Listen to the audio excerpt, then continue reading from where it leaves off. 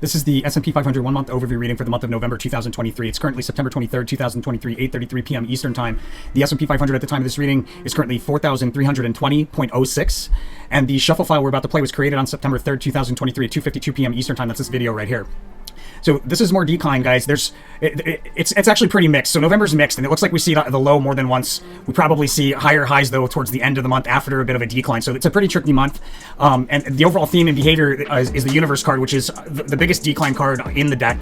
But it is crossed with the Sun card, which is the beginning of a rally in the case of a crossing position. It most likely means there's a significant move to the upside or the start of a rally. Behavior around the high side, we have a notable move to the upside, even in the face of seemingly overwhelming headwinds. Either that or like some sort of chart pattern that really makes for us a bearish argument, but instead it goes north. And then behavior around the low, significant opportunity on a 1 year chart kind of scale at the low here. So significant trade opportunity and improbable opportunity near the low here. And then it looks like the following month we have decline with opportunity in it to open up a long position. So before we get into where the highs and the lows are, as well as the best trades that we see and the overall chart behavior, let's take a look and see how we did in August.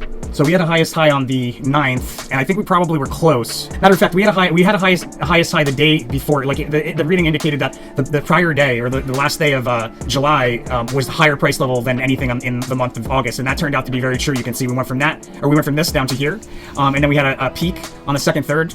Yeah, see, okay, so here we go. So here's that high right there. I was like, why does this chart look off? Here's the high right there, and from that ended up being higher than any point. And so aside from that first day, we were pretty close. We had a prominent peak or crest here, or high at the very beginning of the month here, circled like the first 2 days, so actually we were on point. And then another high somewhere around the 8th, 9th, and I think we were probably off by a day. We ended up being on the 10th. So that's looking pretty solid. Then there was a notable decline into a low, and we had a low here on the 18th. Looks like we missed the lowest low by one trading day. By one trading day, we missed the lowest low. So that's pretty notable. And then we had another low. We had two lows here. Another low on the 25th. That one was a little bit shy as well. But I think what happened is we have this prominent peak and crest here indicated on the 28th. And really what ended up happening is there was a lot of price movement around this time from a prominent trough to a prominent peak. And you can see we went from a prominent peak on the 25th the day before, or a prominent crest on the day before, on the 25th, to a prominent peak on the 28th. So overall, I think this was a pretty solid trade. And then we also indicated that we were going to see lower price levels in September. And you can see how that's already held true here at the as far as we've gotten into September. So that's looking pretty solid. When we look at the 1 year, the 1 year's looking pretty solid too. We had a highest high in June and then a highest high in July. And it looks like we ended up with a highest high in June and then a higher high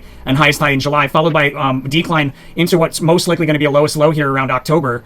And we're very much on track to fulfill that. It'll either be a lowest low or it'll be a really significant trough that stands out on a 1 year scale. But there's a very strong possibility that it's a lowest low, which means we would see down around the 376 range. Craziness. All right, so as far as the highs, what it appears to be is that we very likely have a high somewhere around the 9th, 10th, and then we decline pretty notably into a low. Well, matter of fact, there's a trough. It'll probably be our lowest low thus far here on Monday the 6th, before we get into a highest high thus far here on the 10th, followed by what will most likely revisit the low again. Either that or it'll be a lowest low. The 15th is where we have the strongest possibility of lowest low, give or take a day there, and then we come back to what looks to be like we go from a prominent trough into a prominent peak on the 20th, a prominent trough probably on the 17th into a prominent peak on the 20th, and then a gap down probably overnight with another move to the upside taking us. The 20th might be highest highs thus far, but the 22nd will likely be higher, and this will likely be the highest high, and then it looks like we probably revisit the highest highs from the 22nd-ish, maybe the 24th, it's possible, but it looks like probably the 22nd, and it looks like we'll probably revisit it on the 27th or the 28th before a notable decline on the 29th, 30th, taking us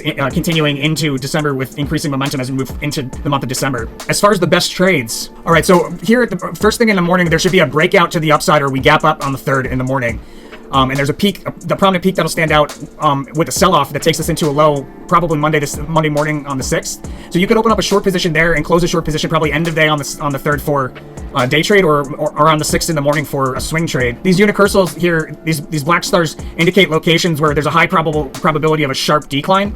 It's not always the case, so be mindful of that, but at least one of these unicursals, we should see a really sharp decline. There's a fake out here on the 9th, around the 9th, with a sharp decline and then a lot of volatility, but most likely like a high around the 9th, 10th. Highest probable location of highs is the 27th, 28th, as a revisiting of the 22nd, possibly the 24th. All right, so other trades. I'd probably steer clear of trading around the 9th or around the high because that devil card is really, it can be really tricky. But in the midst of a decline here, there's a cross-reading congruency for this ruin card as well. So this should be a pretty significant decline here on the 15th to a lowest low.